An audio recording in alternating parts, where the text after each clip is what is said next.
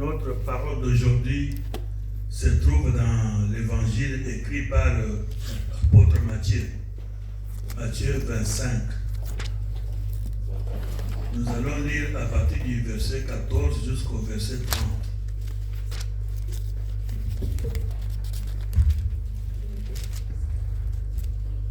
Donc, Matthieu 25, du verset 14 jusqu'au verset 30. Je lis au nom de Jésus. Il en sera comme d'un homme qui, partant pour un voyage, appela ses serviteurs et leur remit ses biens. Il donna 5 talents à l'un, 2 à l'autre et 1 au troisième, à chacun selon sa capacité, et il partit. Aussitôt, celui qui avait reçu les 5 talents s'en alla, les fit valoir et il gagna 5 autres talents. De même, celui qui avait reçu les 2 talents en gagna 2 autres. Celui qui n'en avait reçu qu'un alla faire un creux dans la terre et cacha l'argent de son maître. Longtemps après, le maître de ses serviteurs revint et leur fit rendre compte. Celui qui avait rendu les 5 talents s'approcha, en apportant 5 autres talents, et il dit : « Seigneur, tu m'as remis 5 talents, voici, j'en ai gagné 5 autres. » Son maître lui dit : « C'est bien, bon et fidèle serviteur, tu as été fidèle. En peu de choses, je te confierai beaucoup. Entre dans la joie de ton maître. » Celui qui avait reçu 2 talents s'approcha aussi, et il dit : « Seigneur, tu m'as remis 2 talents, voici, j'en ai gagné 2 autres. » Son maître lui dit : « C'est bien, bon et fidèle serviteur. Tu as été fidèle en peu de choses, et je te confierai beaucoup. Entre dans la joie de ton maître. » Celui qui n'avait reçu qu'un talent s'approcha ensuite, et il dit : « Seigneur, je savais que tu es un homme dur, qui moissonne où tu n'as pas semé, qui amasse où tu n'as pas vanné. J'ai peur et je suis allé cacher ton talent dans la terre. Voici, prends ce qui est à toi. » Son maître lui répondit : « Serviteur méchant et paresseux, tu savais que je moissonne où je n'ai pas semé, que j'amasse où je n'ai pas vanné. Il te fallait donc remettre mon argent au banquier, et, à mon retour, j'aurais retiré ce qui est à moi avec un intérêt. Ôtez-lui donc le talent, et donnez-le à celui qui a les 10 talents. Car on donnera à celui qui a, et il sera dans l'abondance. Mais à celui qui n'a pas, on notera même à ceux qu'il a. Et le serviteur inutile, jetez-le dans les ténèbres du dehors, où il y aura des pleurs et des grincements de dents. » Amen. Amen. Merci Gabriel. Prenez place.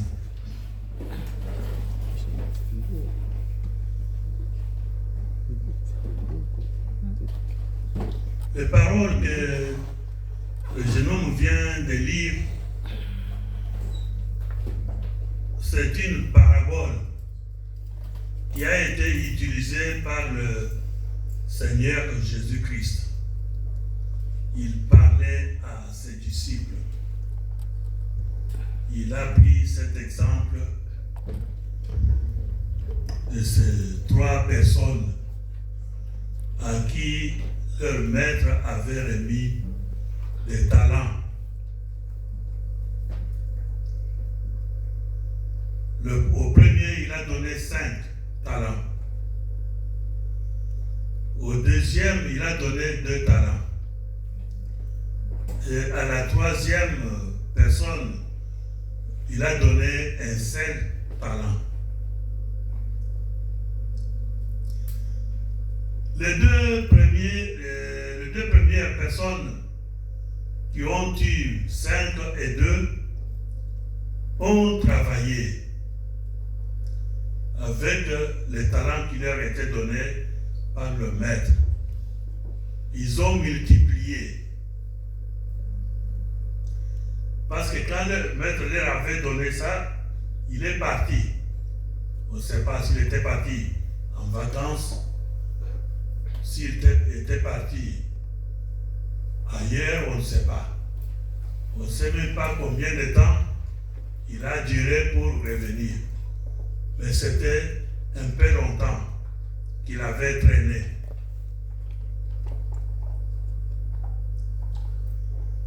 À son retour, chaque individu devait rendre compte au maître de l'entreprise, à celui qui leur avait donné des talents. Ces talents-là, je crois, c'est de l'argent qu'on leur avait confié, des sommes importantes. Parce que si quelqu'un te donne son argent, ce n'est pas pour rien. Et surtout, si tu vas dans une banque, demander à ce qu'on te prête de l'argent, quand la banque te donne l'argent, ce n'est pas ce montant-là que tu vas remettre. Tu dois travailler et tu dois payer des intérêts. Et le banquier sera content quand tu vas maintenant rembourser l'argent qu'il t'avait donné. Si tu avais donné 100 000, toi tu vas rembourser 150. Tout fait nombre. Et le maître était très content parce que celui qui avait pris 5 talents, il a dit, maître, moi j'ai travaillé. J'ai gagné encore 5 autres talents. En plus de ce que tu m'avais donné. Jésus lui a félicité. Tu es un bon serviteur. Le deuxième est arrivé. Il dit, Seigneur, moi aussi, j'ai travaillé. Tu m'avais donné 2 talents, mais j'ai gagné aussi un autre talent de plus. Donc celui qui avait reçu 2, il a gagné 2. Celui qui avait reçu 5, il a gagné 5.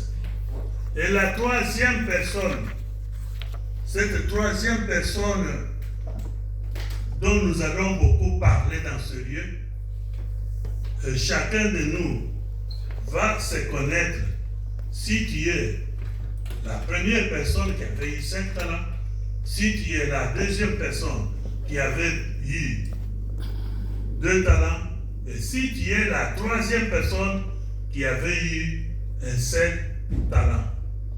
Lorsque la troisième personne s'est présentée devant le maître de ce bien-là, il a commencé à faire raisonner le propriétaire. Je te connais.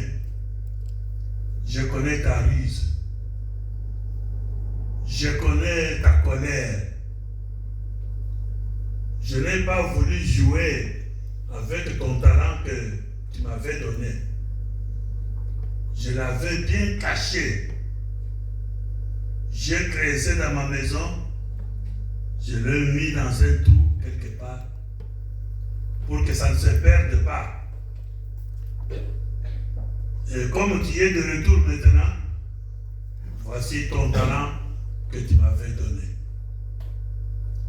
C'est la personne qui a été beaucoup réprimandée par le Seigneur. C'est la personne qui a été blâmée par le Seigneur. Il a dit, monsieur, si tu ne voulais pas travailler avec le talent que je t'avais donné, peut-être tu as trouvé que ce n'était pas beaucoup, mais tu pouvais quand même prêter ça à quelqu'un d'autre. Il y a des gens qui ont besoin de l'argent pour venir redonner avec intérêt. Et celui-là pouvait aller utiliser ce talent-là et venir me rembourser aujourd'hui avec intérêt. Et ça allait me plaire. Alléluia. Amen. Vous voyez que cet homme-là n'avait pas détourné l'argent de son maître. Il n'avait pas gaspillé l'argent de son maître. Mais un seul point, c'est parce qu'il n'a pas fructifié l'argent qu'il avait eu. Il est resté seulement avec un talent. Alléluia. Amen. On a dit arracher ce talent-là. Et cet homme, c'est un mauvais serviteur, un mauvais ouvrier. Prenez-le jetez-les dans le temps de feu. Jetez-les dans la prison.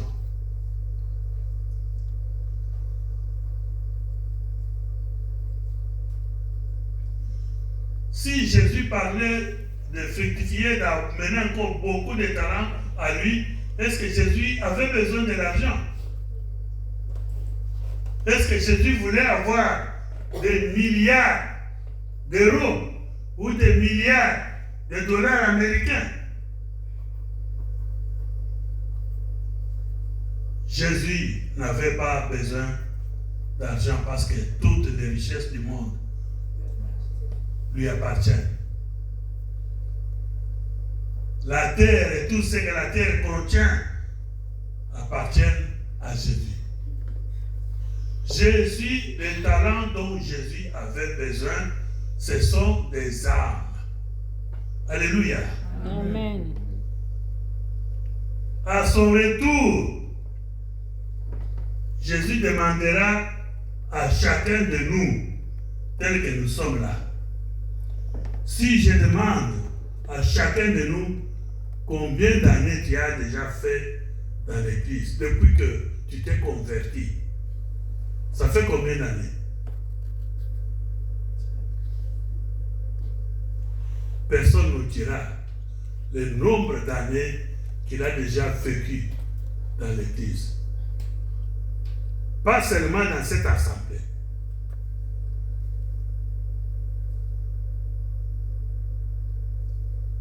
Mais la question qui trouble, la question qui est difficile, on te demandera combien d'âmes tu as amené à Jésus-Christ. Combien de personnes tu as amené à la foi? Tel que vous êtes là, Jésus-Christ vous a transformé en talent. Et il veut que vous puissiez aussi gagner d'autres talents. Il y a beaucoup de gens qui ont besoin de Jésus-Christ. Il y a beaucoup de gens qui étaient dans la situation dans laquelle Dieu t'a trouvé. Jésus-Christ t'a consolé. Jésus-Christ t'a visité. Et c'est que toi tu as à faire maintenant, parce qu'il y a beaucoup de personnes qui sont dans la même situation que toi. Toi tu t'es en sorti. Dieu t'a consolé, Dieu t'a visité. Mais tu trouves, il y a ton ami, il y a ton voisin qui est dans la même situation que toi. Tu peux aussi, avec ton témoignage, parler à cette personne-là pour qu'il puisse lui aussi s'en sortir. Alléluia. Amen. Est-ce que vous comprenez ce que je veux dire? Amen. Les talents qu'on dit qu'on vous a donné, combien de prédications vous avez eues? Combien de témoignages vous avez déjà entendus? Combien de miracles que Jésus-Christ a déjà accomplis, que vous connaissez? Mes chers frères, mes chères sœurs, la vie éternelle que nous avons eue, Jésus ne se limite pas seulement à nous. Il veut que nous aussi, nous puissions travailler pour amener encore d'autres gens. Parce qu'il dit qu'il y a plusieurs endroits dans la maison de mon Père. Jésus veut des gens qui travaillent. Voilà l'église, depuis que nous avons commencé. Dans cette église, est-ce que tu peux me dire quelqu'un que tu as amené à Dieu, qui se trouve à ton côté dans cette église? Parce que tu lui as raconté, tu lui as montré le chemin, tu lui as évangélisé. Pourquoi vous cachez les talents que vous avez? Pourquoi vous avez la honte de parler à d'autres gens afin de venir voir Christ? Le dimanche passé, quand quand le pasteur Alberto parlait, il nous avait parlé en passant vite de deux foules. Il y avait une foule qui suivait Jésus. On avait invité Jésus à aller quelque part pour aller voir un jeune homme qui était malade. Vous savez que quand Jésus marchait, il ne marchait pas seul. Il y avait ses disciples qui le suivaient. Et il y a beaucoup d'autres gens qui le suivaient aussi. Donc il y avait une grande foule. Mais quand ils sont arrivés en cours de route, ils ont rencontré encore une autre foule. Beaucoup d'hommes, beaucoup de femmes, beaucoup d'enfants qui partaient. Mais la différence qu'il y avait entre ces deux foules ici, la première foule était la foule qui avait à sa tête Jésus-Christ. Donc des gens qui criaient Hosanna au plus haut des cieux, Hosanna au fils de David, des gens qui étaient dans la joie. Mais l'autre foule qui venait en leur face, il y avait des gens qui étaient tristes. Les gens qui pleuraient, les gens qui suivaient un mort, et leur destination était le cimetière. Alléluia. Des talents que Jésus a besoin, ces talents se trouvent dans la foule des gens qui pleurent, des gens qui ne connaissent pas Dieu. Jésus est allé directement, il a touché le cercueil. Il a ressuscité le jeune homme qui était dans le cercueil qu'on allait enterrer. Mes chers frères, mes chères sœurs, nous tous ici, nous étions dans des foules de gens qui pleuraient, de gens qui allaient jour et nuit. Notre destination était le cimetière. Mais par sa grâce, Jésus nous a ramenés vers lui. Jésus nous a visités. Jésus nous a consolés. Si on demande à chacun de nous ici, il dira comment Dieu l'a appelé. Et comment il est maintenant convaincu que réellement cette histoire de Jésus-Christ, c'est la vérité. Vous avez entendu beaucoup de témoignages. Cela veut dire que vous avez beaucoup de talents. Ce sont ces talents-là que vous devez utiliser pour amener le monde vers le Seigneur. Jésus ne veut pas voir des gens qui pleurent. Jésus est celui qui transforme la situation, qui transforme l'atmosphère. Quand Jésus entre dans une maison où il y avait des pleurs, directement, ça devient la joie dans cette maison-là. Parce qu'il change les choses. Ne dites pas que nous sommes des enfants.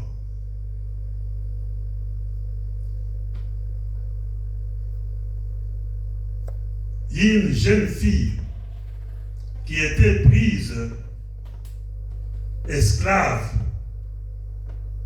dans la maison du général syrien, une jeune fille juive, je ne sais pas si elle avait quel âge, mais cette fille-là a fait vraiment un travail glorieux.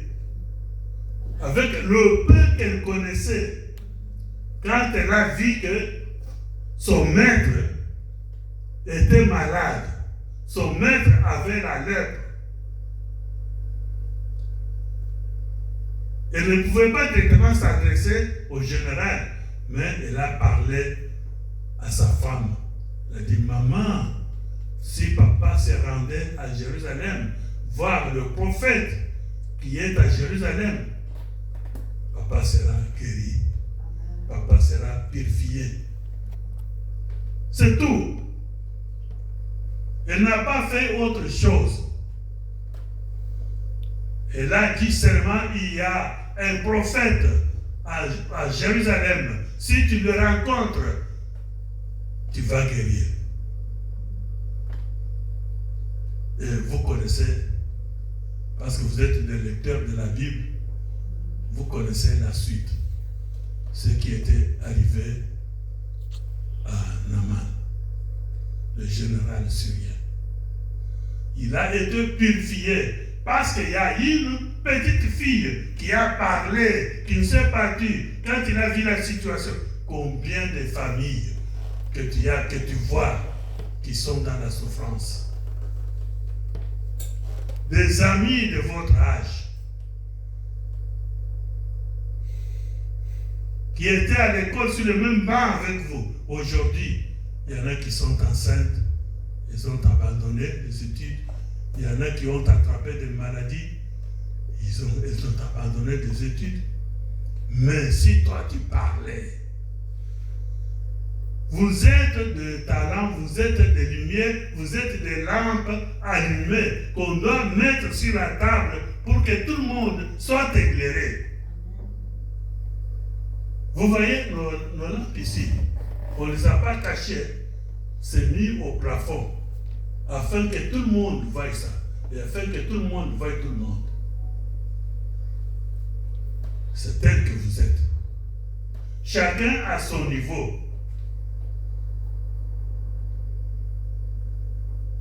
Nous sommes des chrétiens seulement quand nous sommes à l'église. Parmi les chrétiens, là, si c'est l'hypocrisie, je ne sais pas, là on est chrétien, on est humble, on a la foi, on est soumis, on est fidèle, on est doux. Mais quand on sort d'ici, alléluia. Amen. Mais c'est là-bas où l'on doit voir que tu es chrétien ou pas. Où qu'on distingue maintenant la différence qui est entre un chrétien et un païen. Mais quand on arrive parmi les païens, on se comporte comme des païens, plus même que des païens. Et comment les païens peuvent se convertir? Si tu leur apportes la bonne nouvelle, ils diront que ce sont des aventures.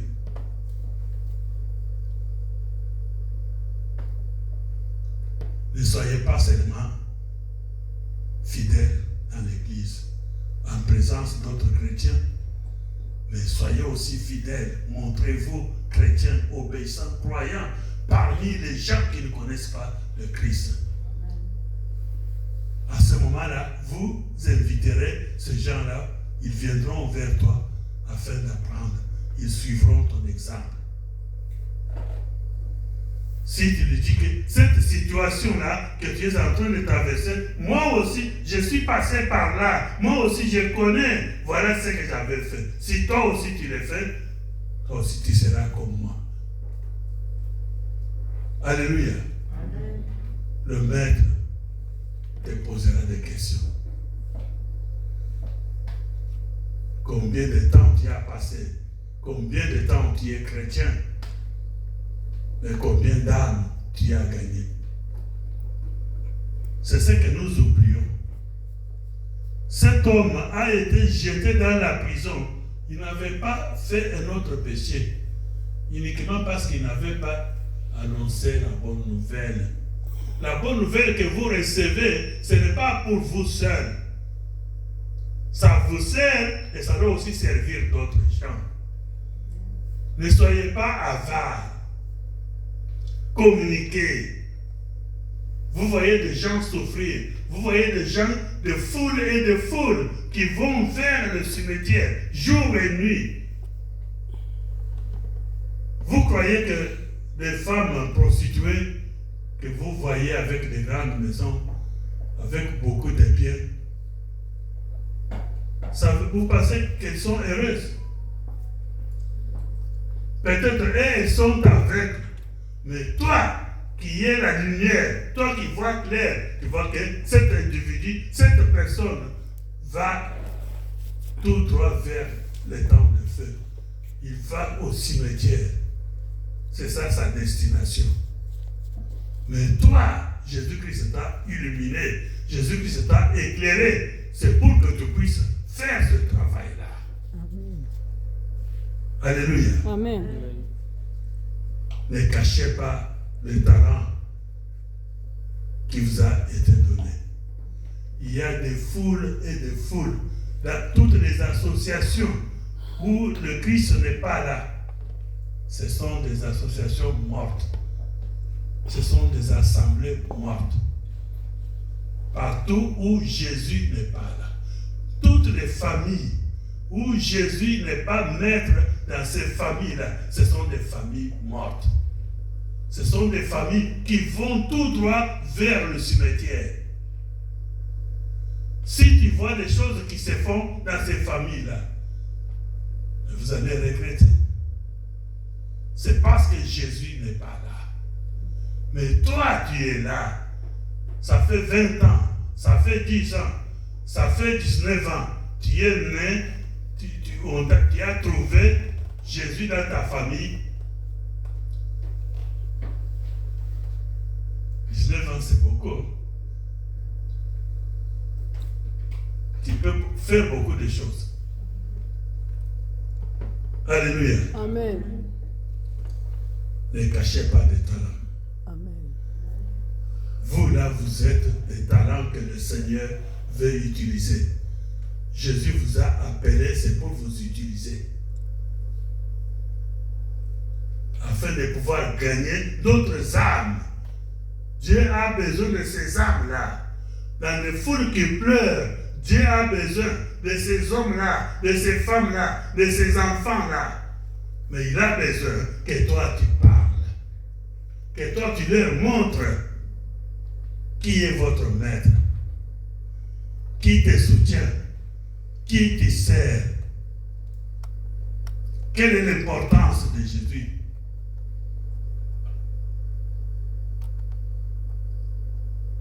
Jésus a parlé à ces gens-là, cette fois-là, mais aujourd'hui, il te parle à toi. Ce message est pour toi.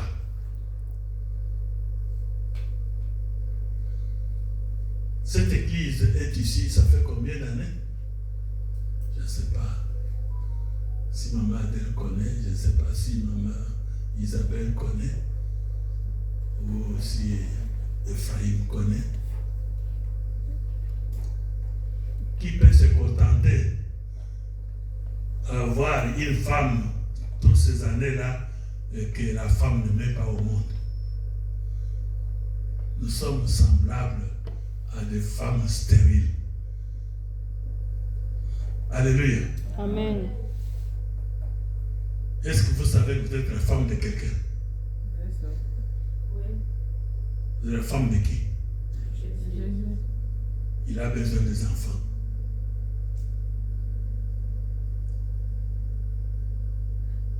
Ton maître, ton mari là, il a besoin des enfants. Mais toi tu es une femme stérile. Tu ne fais pas mettre au monde. Il y a d'autres femmes qui prennent de... Je ne sais pas comment vous appelez ça. C'est que les femmes prennent pour ne pas mettre, pour ne pas tomber enceinte. Les pilules contraceptives. Elles sont malignes. Elles font n'importe quoi, de gauche à droite, mais elles se protègent. Elles croient que seulement c'est quand on tombe enceinte qu'on sait que la femme est une mauvaise femme. Alléluia. Amen. Jésus vous parle. Jésus vous aime. Mais il veut que vous travailliez. Amen. Il faut que vous utilisiez maintenant les témoignages que vous avez.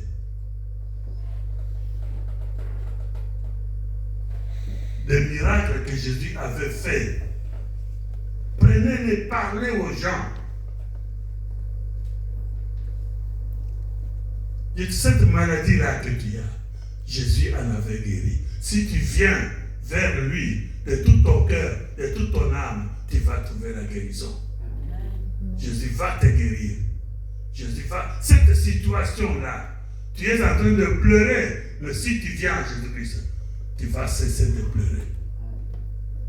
On n'a jamais vu quelqu'un qui pleurait, mais qui est venu à Christ et qui continue à pleurer. Non. Quand tu viens à Jésus, c'est la joie qui commence. Alléluia.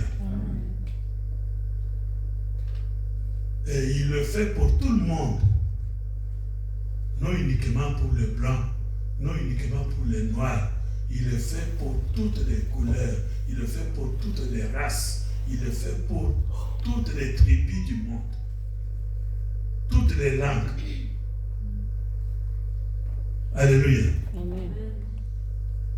Jésus a envoyé ses disciples.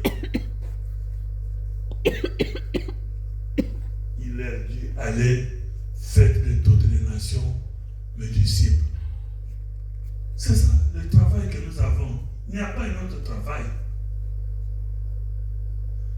Même si les gens construisent des temples, construisent des buildings, Jésus, ce ne sont pas ces buildings-là, ce ne sont pas ces temples-là. Jésus a besoin des âmes, il a besoin des hommes, il a besoin des femmes qu'on est en train d'amener vers les temps de feu.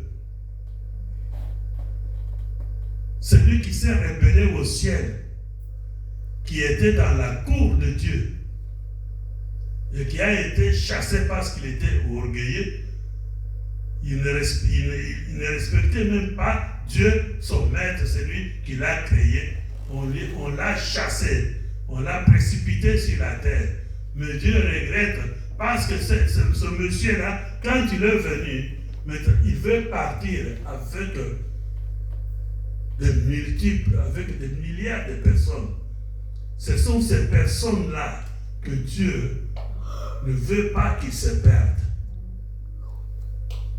Tous ceux qui suivent Satan, c'est le mort que des foules là suivaient, que des hommes et des femmes suivaient pour aller au cimetière, pour être enterrés. Mais Dieu ne veut pas. Dieu ne veut pas la mort de ces gens-là. Ils ne sont pas concernés. C'est une affaire qui concerne Satan et Dieu. La punition que Dieu a infligée à Satan, la condamnation de Dieu contre Satan, ce n'est pas contre l'homme, ce n'est pas contre la femme, ce n'est pas contre le fils d'Adam. Alléluia. Amen. Mais quand Dieu voit que cet esprit, ce démon, veut amener avec des foules et des foules avec lui, Dieu ne veut pas. C'est pourquoi Jésus est venu. Il a accepté de mourir pour les hommes, pour les sauver. Les hommes étant tombés dans le piège de Satan, Dieu n'était pas content. Mais parce qu'ils avaient touché au mal, Dieu est saint. Sa sainteté ne lui permettait pas d'être encore en contact avec quelqu'un qui est souillé. Il fallait que celui qui est souillé meure. Et Jésus a dit, je vais prendre la place de celui qui est souillé. Je vais mourir. Je vais accepter de porter la croix afin que celui qui est souillé puisse trouver la vie. Alléluia. Amen. Nous tous, nous étions dans ces foules-là, des gens qui pleuraient, des gens perdus. Mais Jésus nous a éclairés. Jésus nous a visités. Et cette visite ne se limite pas à nous. Il a besoin d'autres personnes. Il a besoin d'autres flamands là, qui ne parlent pas français. Jésus n'est pas français. Il n'est pas anglais. Il n'est pas flamand. Il n'est pas africain. Il n'est pas américain. Jésus est Jésus. Vous connaissez l'histoire de Melchisédek? Melchisédek. Un homme mystérieux. Oui. On ne connaissait même pas sa tribu, son père, sa mère. Mais on le respectait. Le prince de la paix. Quelqu'un qu'on ne connaît pas son père, qu'on ne connaît pas sa mère, on ne connaît pas sa tribu, on ne connaît pas sa lignée. Mais il vous aime. Il continue à vous aimer encore. Amen. Mais faites ce qu'il vous demande. Quand Jésus s'est présenté dans la fête de mariage, là où le vin était épuisé, la joie était partie, il y avait maintenant de regrets, les gens ne pouvaient pas boire, la fête était presque finie avant le temps. Marie a dit aux gens, faites ce qu'il vous dira. Faites ce que Jésus va vous dire. Jésus lui-même, il a posé la question à ses disciples. Vous m'appelez Seigneur, Seigneur. Vous dites bien, parce que je le suis. Mais pourquoi vous ne faites pas ce que je vous dis? Jésus ne te demande pas autre chose. Jésus ne te demande pas d'aller faire des miracles pour que tu sois un grand homme, que tu sois une grande dame.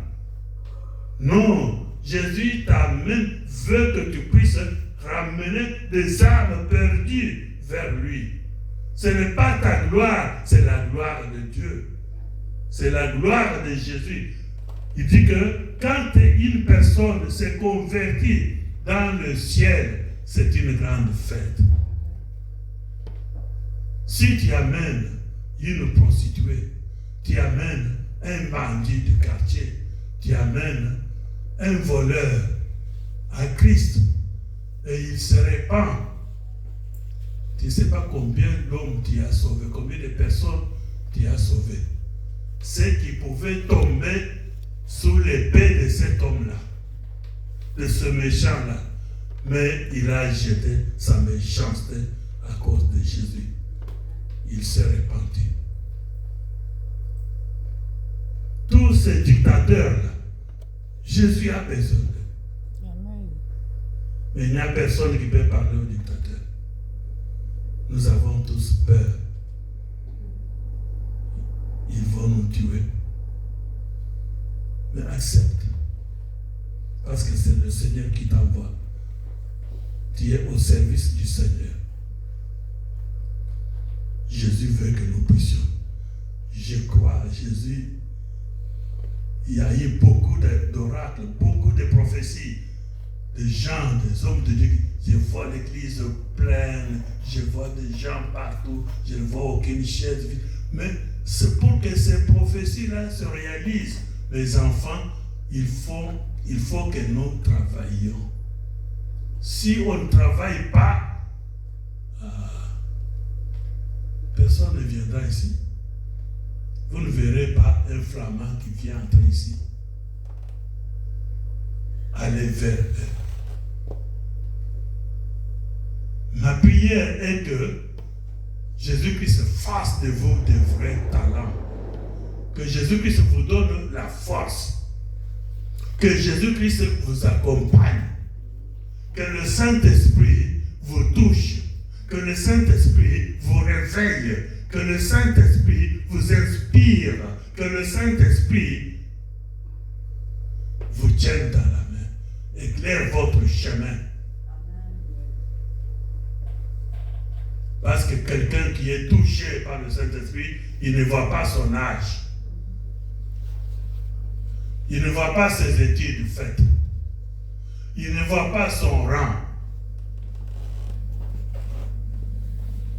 Il voit Jésus-Christ. Il s'agenouille devant Jésus-Christ. Il se soumet aux ordres de Jésus-Christ. Il faut que prochainement, je vois Denise qui me montre, voilà, ça c'est mon ami, je lui ai parlé de Christ. Et il est venu à l'église. Et toi aussi. Et toi aussi. Et toi aussi. Tous nos amis de travail, nos collègues de travail. Il y en a même qui se cachent. Là où ils travaillent, on ne sait même pas qu'il est chrétien. Parce qu'il travaille avec des bandes de voleurs. Et lui aussi, il se met à voler. Vous devenez les mêmes. Le bâti de même foufou, c'est ce que les Congolais disent. Alléluia. Amen. Je ne vous ai pas condamné. Je ne me condamne pas moi aussi. Mais maintenant que cette parole trouve une place dans vos cœurs, Amen.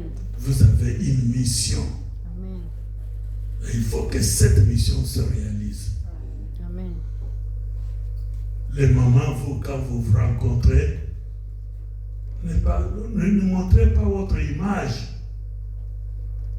Ne soyez pas comme les femmes du monde. Quand ils se rencontrent, on ne parle que des gens, on ne parle que des autres femmes, on ne parle que ceux qu'ils ont vu, on ne parle que ceux qu'on ne sait pas préparer là-bas, on ne sait pas nettoyer la maison, on ne sait pas nettoyer les vêtements. Non, ça ce n'est pas important. Ça. Quand vous vous rencontrez, parlez de Jésus-Christ. Parlez du royaume des cieux. On a besoin de gens dans ce royaume-là. Il y a beaucoup de places, beaucoup de places vides qui attendent que ces gens-là viennent. Alléluia. Amen. Je crois que je ne parle pas dans le désert. Que le Dieu du ciel vous fasse grâce. Parce que sans Dieu, vous ne pouvez rien faire. Amen. C'est lui qui donne la force. C'est lui qui relève la tente de David. Lui, il a dit, je peux détruire ce temple aujourd'hui. Et dans 3 jours, vous le verrez reconstruit. Que Jésus-Christ vous relève. Amen. Que Jésus-Christ vous illumine vraiment. Qu'il vous éclaire. Qu'il vous donne la force. N'ayez peur de rien.